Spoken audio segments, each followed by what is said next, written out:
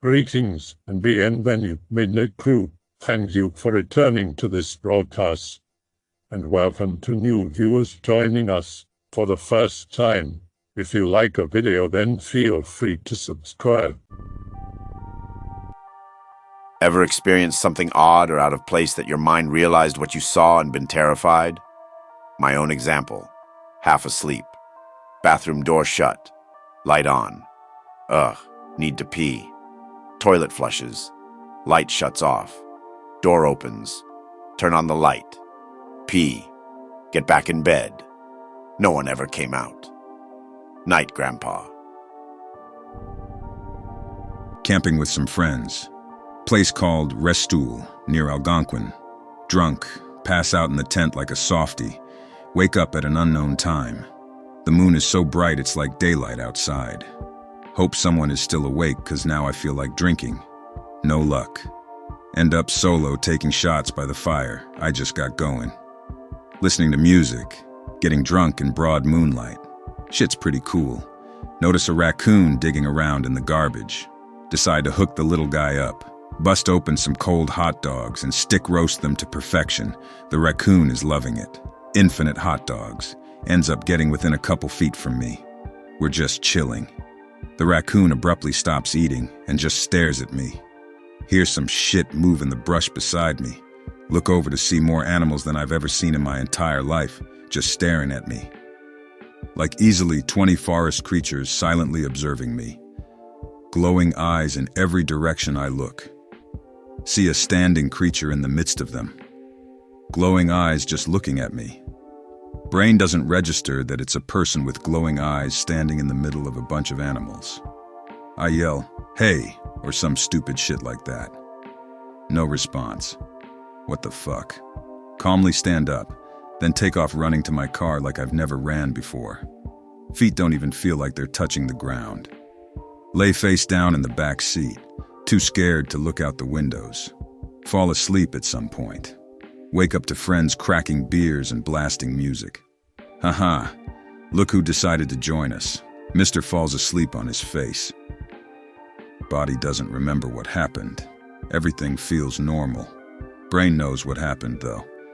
Tell the story later that day to the girl I was sticking my dick in at the time. She takes it sarcastically seriously, like she thinks I'm making this shit up to impress her. Tell the story to my brother when I get back. He's all, "It's ghosts, man, ha ha ha." I'll never go back to that place, no matter how nice it was. And it was hella nice. My current home is kinda haunted. When I was young, my dad used to tell me some stories about hearing people's steps going upstairs or strange shadows. Didn't believe it. Then, one day, I was playing hide-and-seek at our cafe. Went under the pinball in the room where we had some coin-up games. The pinball starts to talk and tells me to get out and why I was hiding there. Years later, different pinball. Me and 4 other people playing with all points, bulletin, coin-up. The pinball starts to talk and mock the car sounds. The pinball was the bone buster one. He only talked in English for sure, better than me.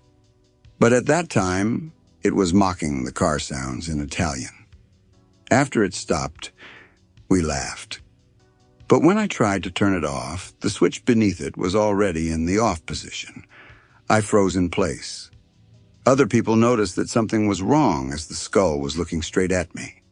Dad busted in and that thing shut itself off. No more pinball in the arcade room. Ever. Grandma died 9 months ago.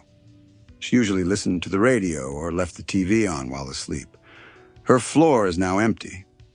Every night, I can still hear her talking to someone, or a radio and a TV playing. About an hour or so ago, it happened again. I went down to the second floor, knocked 2 times, said coming in, and then the sounds and voice stopped. Went in, and in her room, I could smell her perfume. Sleep well, Grandma. I have goosebumps everywhere, so going to bed now. Say hi to Gramps and Uncles for me.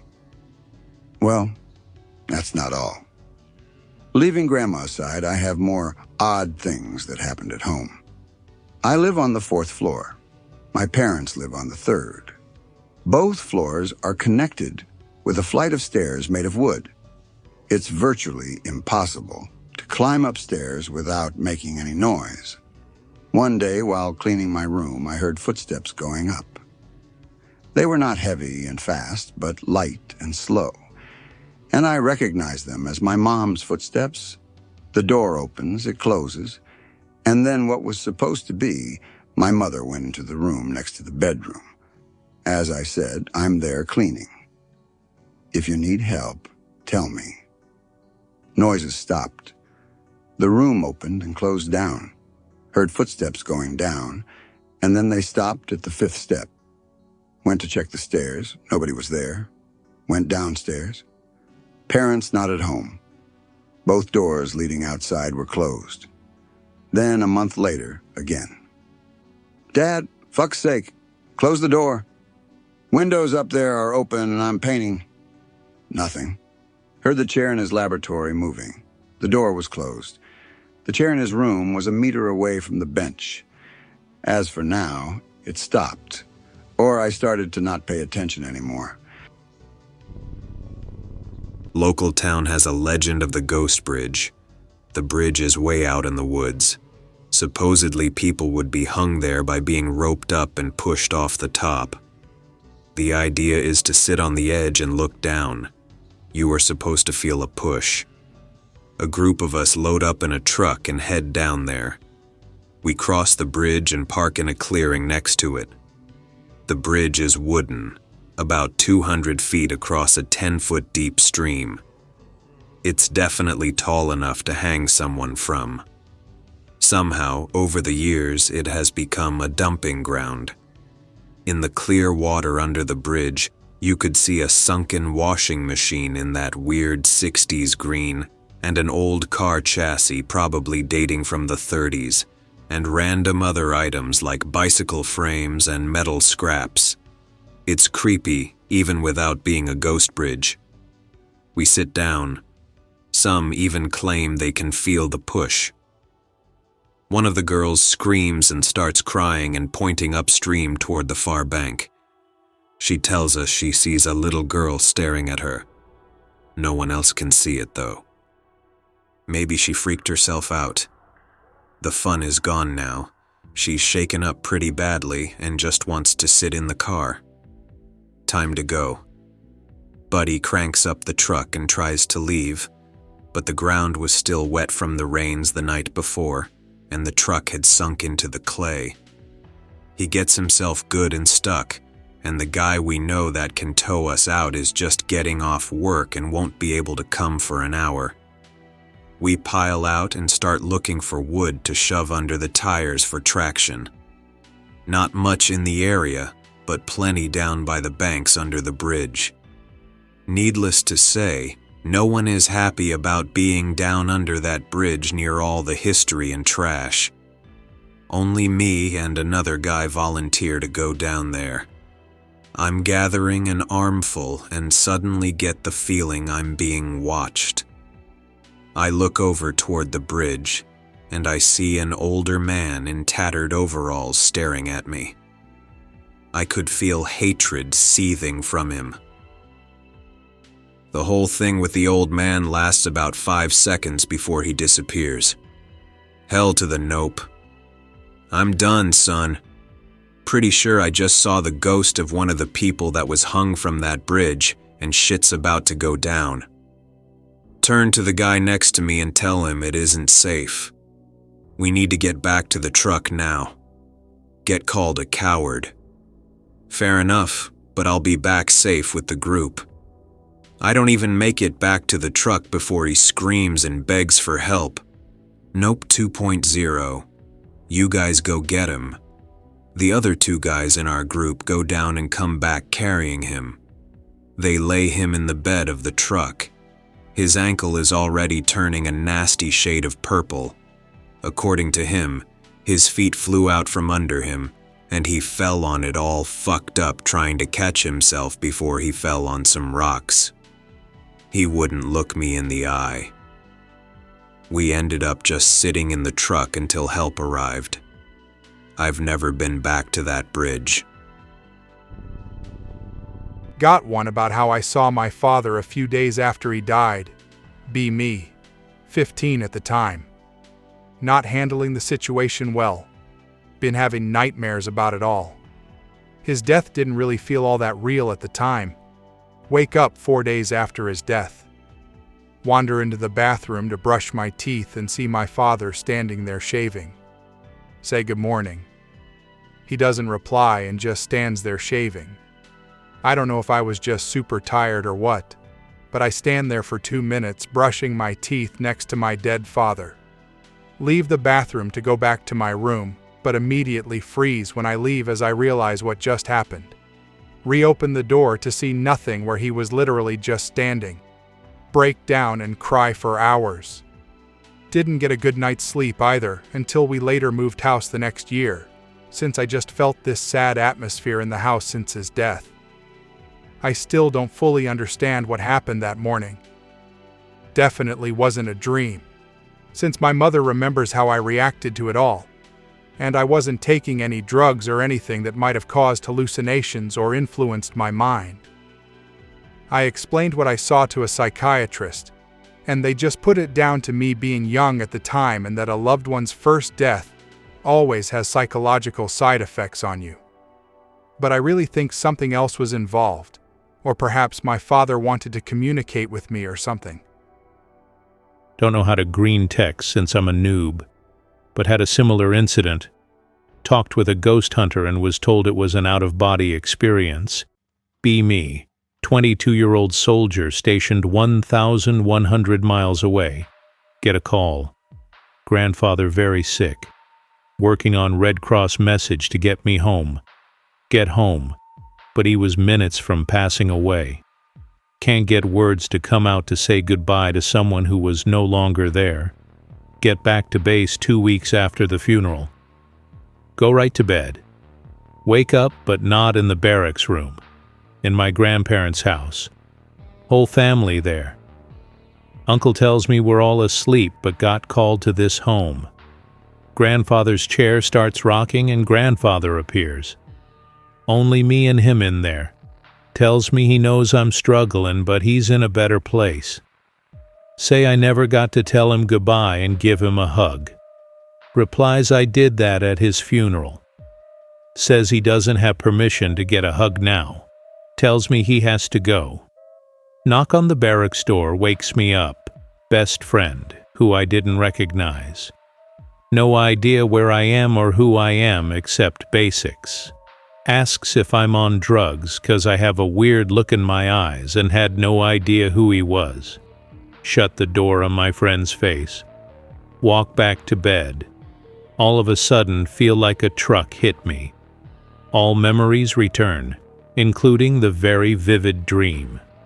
The ghost hunter explained I had an out-of-body experience, that my grandfather brought me somewhere where I wouldn't freak out at seeing him, gave me the closure I needed to get through the rest of my life. I never post because I'm a R9K robot, but between you and me they can't tell if I check the box. Anyways, here's my story. I may tell it again later if there's a more specific glitch-relevant thread. Be me. OCD with my cigarettes. They were expensive, and I was commonly strapped for cash at the time.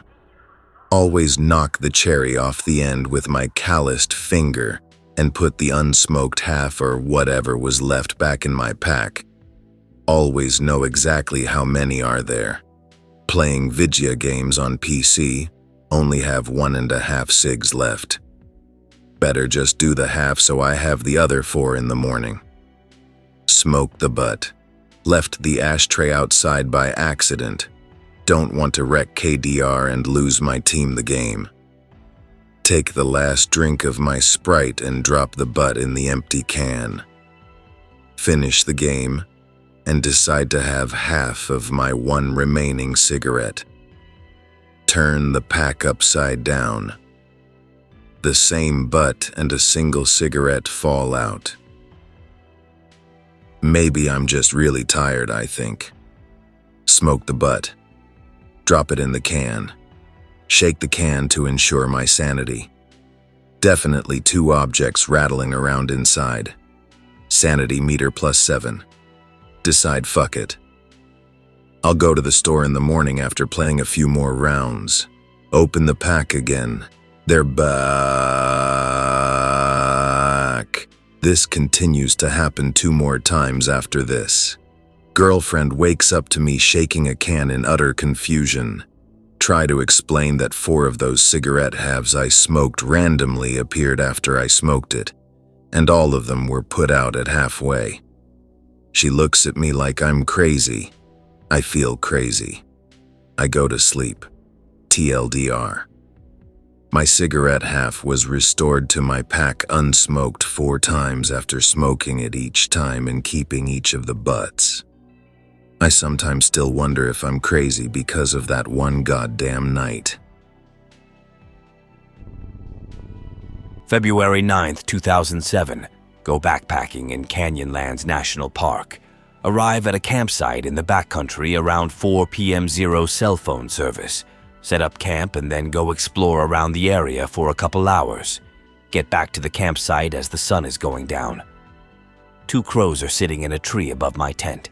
They seem to be watching my every move. Eat dinner and climb into the tent for the night. About 9 p.m., the crows start thrashing around some of my gear I left outside my tent. Open the tent and they are sitting 2 feet away from me, just watching me. Think nothing of it and go back to bed. For the next 2 days, the crows follow me everywhere I go and trash my campsite before I get back from hiking. Wish I had my .22 to take care of the little bastards. Hiking out to my car, and the crows always stay near me. Get to my car and drive into Moab to have a beer and a bite to eat. Voicemail from 2 days ago on Friday night pops up. Voicemail is from 9:20 p.m. It's my dad telling me to give him a call ASAP. Call him back and he tells me my grandpa, whom I was really close with, had a heart attack Friday night around 9 p.m. and nearly died. For the next 2 years, my grandpa's health went to complete shit. For the last month he was alive, he was in terrible pain from all his organs failing one by one. February 9th, 2009. Get a call from my dad telling me I need to get up to see my grandpa because he most likely will not make it through the night. Rush up to see him. He is unconscious but still alive. Say my goodbyes and cry my eyes out. Leave and head home. Pop some melatonin and hop into bed so I can fall asleep quickly. Have a dream of my grandpa smiling at me and turning around and walking away, and then a red flash. Jolt awake and lay there for a minute. Phone rings. It's my mom telling me my grandpa just passed away. 9 p.m. 5 days later, at the graveside service, I notice in a tree nearby 2 black crows watching over the service. I don't know if this belongs in this thread, but this experience has haunted me for the past 7 years. I always pay attention to crows everywhere I go now. I always worry that they're going to try to tell me something. Not paranormal, but my only real experience of delayed reaction, as I usually just don't react. Winter. Depression's kicking in, making me want to die. Know that if I just ride through like usual, I'll be fine. A recent friend wants to take me camping. Never knew anyone that did outdoors shit, and I have this crippling fear of being alone 'cause reasons, but love being outdoors. Take him up immediately. Figure if anything it'll clear my head. Head up north. My friend has this place he goes to on the usual. Just some clearing on the border that's been kept clear from near weekly use. Day's trek from town, but easy going since America and Canada clear this swath of trees on the border for patrols. And we just walk that mostly. Around midday, some bear just wanders out of the woods. Both of us freeze. Friend tells me to just back up slowly and don't look it in the eyes. Too late on that last bit. Bear's already charging. Friend's gone. Depression's telling me fuck it, I die. Not going out cowering. Run at the bear screaming and figure I can get at least one ineffectual punch in. The bear actually backs off quick. As the bear backs off, I can see a cub down the lane about 200 feet off. Between my friend actually turning and running, me challenging it with eye contact, and it being a mother with a cub, I'm not actually sure how I'm alive. Don't want this to mar my first trip with him and put me off a hopefully burgeoning love for camping, so we continue. Get to camp sometime later with actual light out, so that's good time, especially with the earlier delay. Get a fire going while he sets up the tent. Just before sundown, we notice this mountain lion a ways off, just staring. Friend takes a pot shot in the general direction. Lion takes off quick. Apparently that's usual. It's just curious but knows what a gun means. Get some steaks cooking on the fire and roasting s'mores. Actually pissed off and smoldering inside. That could have been it. My one chance to go out like a man. It wouldn't be me inevitably sucking a shotgun barrel, but me dying fighting a bear. Around 8-ish is when we notice the eyes. Low to the ground and glowing. Shine our light over and it's a mountain lion. Circles the camp a bit and decides to just sit outside the firelight across from me. Friend freaking out and shoots a few times. Lion fucks off again. Friend scared shitless, and I'm still broody. Eat our steaks quick. Throw our shit over a tree branch for the night. Friend calls it a night. Tell him I want to stay up and watch the aurora. Can't see it in the city, so it's a real treat. Hands me the gun and says if the cat comes back, I should get into the tent after I shoot a few times. Sit back making s'mores, watching the light show.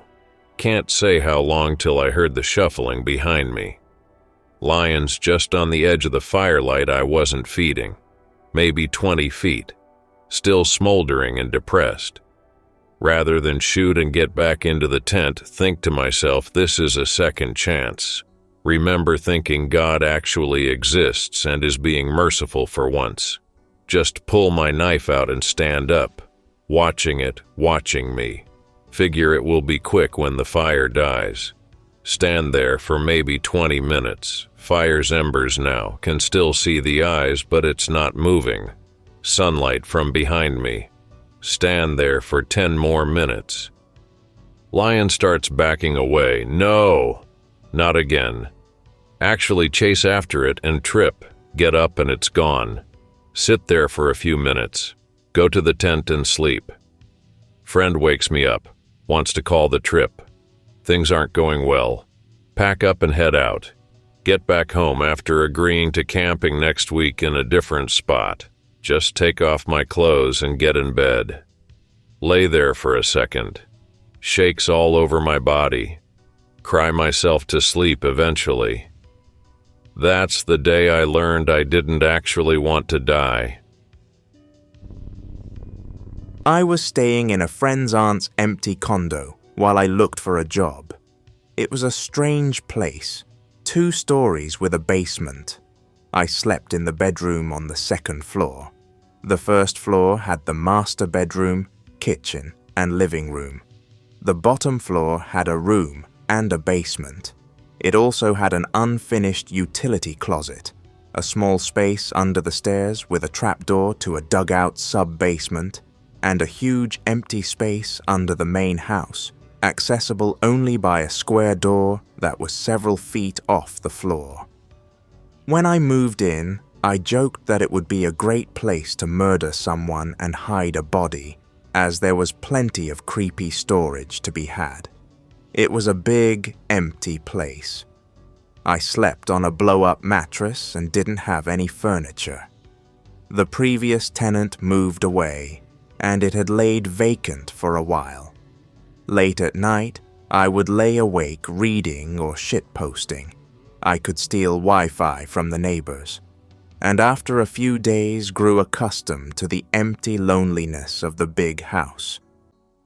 A week or so later is when the noise started.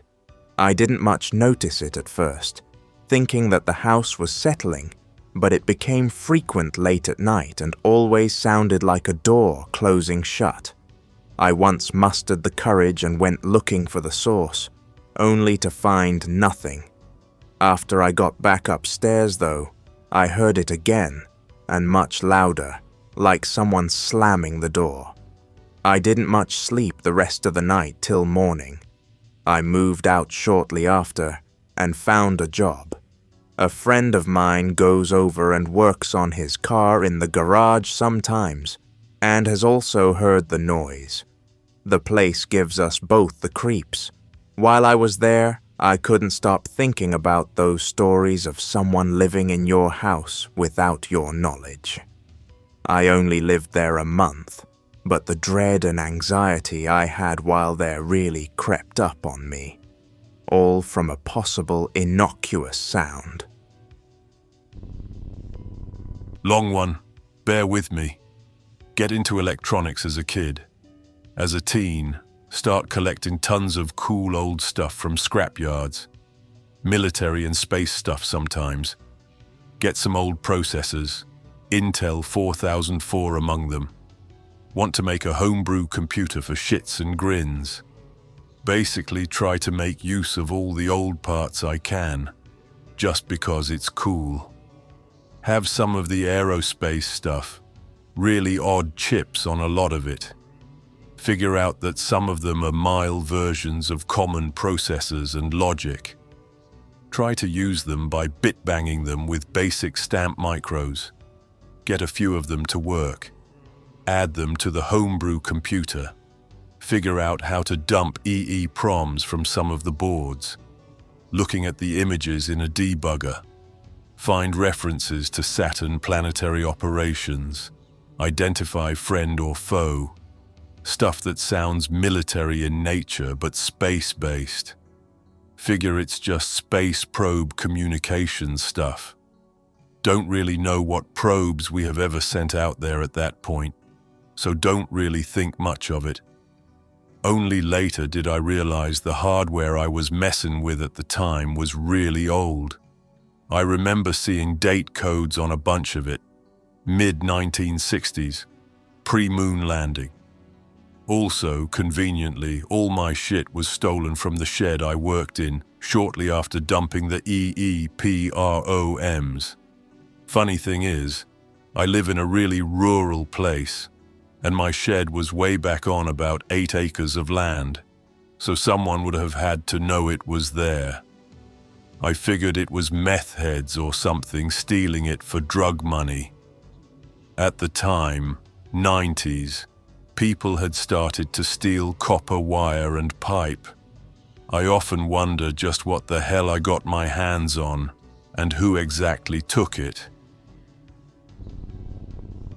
This one happened maybe 2 or 3 years back. Take my 2 nephews camping in a little cabin near Lake Livingston, in Texas.